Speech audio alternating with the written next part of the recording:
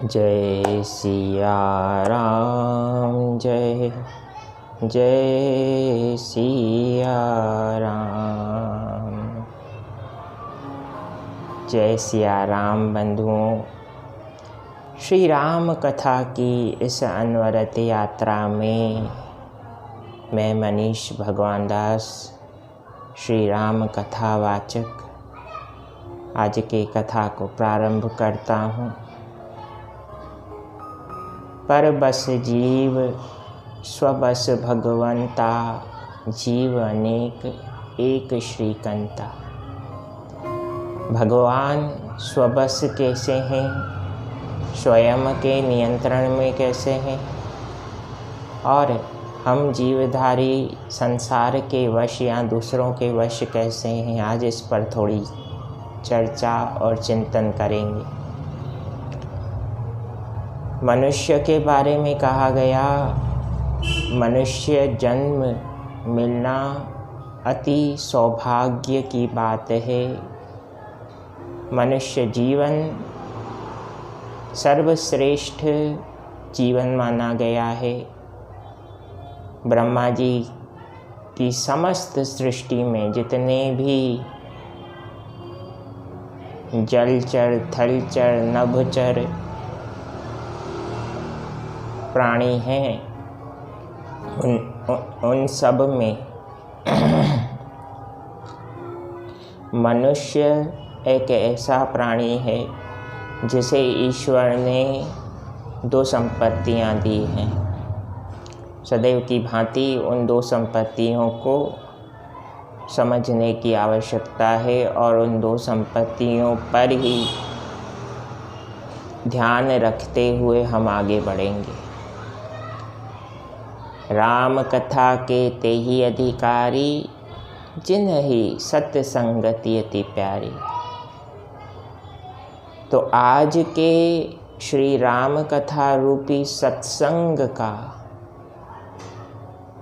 मूल आधार यही है कि मनुष्य जन्म को अगर श्रेष्ठ कहा गया तो मनुष्य योनि का तो सबसे नकारात्मक पहलू यह है कि व्यक्ति दूसरों के विचारों से, दूसरों की बातों से जल्दी प्रभावित हो जाता है। तो प्रारंभ किया था हमने ब्रह्मा जी द्वारा मनुष्य को दी गई दो संपत्तियों के बारे में। कैसी दो संपत्तियाँ? एक है हमारा मन और दूसरा है हमारी बुद्धि। मन भावनाओं का केंद्र है और बुद्धि समस्त निर्णयों का केंद्र है।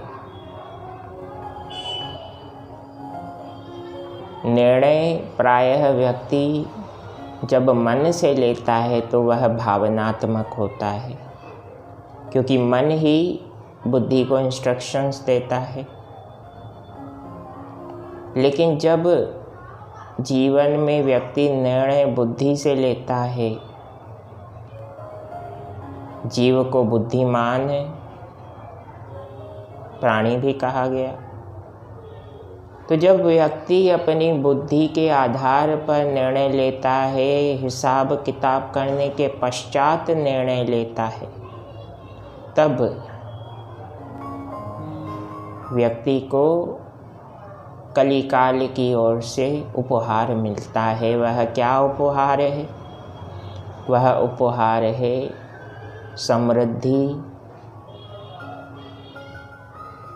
जीवन में विकास और अनंत सामर्थ्य और लक्ष्यों की प्राप्ति। एक प्रकार से समझें तो रिद्धि सिद्धि का एक स्वरूप। और जब मन से निर्णय किया तो व्यक्ति को सुख और चैन मिलता है। ब्रह्मा जी ऋषि मुनियों से कह रहे हैं कि मनुष्य जन्म एक ऐसा प्राणियों का स्वरूप है जो अपने कर्म को ईश्वर की भक्ति के रूप में परिणत कर सकता है। अन्य किसी भी प्राणी के स्वरूप को आप देख लीजिए, पशु हो, पक्षी हो, जलचर हो, नभचर हो, वे भगवत भक्ति नहीं कर सकते, वे राम नाम नहीं जप सकते, वे कृष्ण नाम नहीं जप सकते, वे महादेव का स्मरण नहीं कर सकते जब तक प्रभु कृपा ना हो। अब अंत में यह कैसी बात कही, प्रभु कृपा? बिल्कुल, जब भगवान की कृपा होती है बंधुओं, तो पशु पक्षी भी भगवत नाम को स्मरण करने के पात्र बन जाते हैं। इसका सर्वश्रेष्ठ उदाहरण शुकदेव जी के रूप में